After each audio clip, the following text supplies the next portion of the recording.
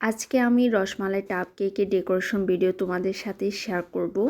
তো এখানে আমি প্রথমে রসমালাই টাপ কেক বানানোর জন্য রসমালাই ক্রিম ইউজ করছি। তো আমার পেজে কিন্তু রসমালাই কেকের সবচেয়ে আকর্ষণীয় পার্ট হচ্ছে এখানে আমি হোমমেড রসমালাই ইউজ করেছি। যেহেতু হোমমেড কেক সেখানে হোমমেড রসমালাইটাই ইউজ করা উচিত আই থিঙ্ক।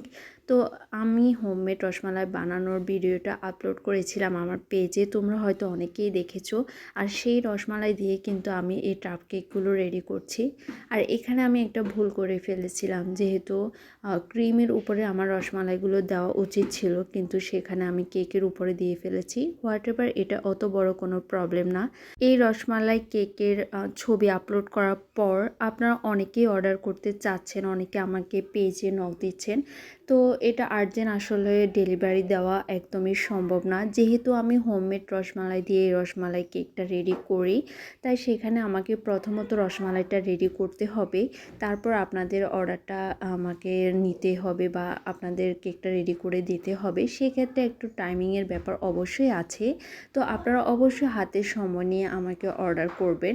ইনশাল্লাহ আমি আপনাদের প্রত্যেকটা অর্ডার কেক আমি পারফেক্টলি দেওয়ার ট্রাই করব। এই কেকেরও রিভিউ আলহামদুলিল্লাহ এত বেশি ভালো ছিল।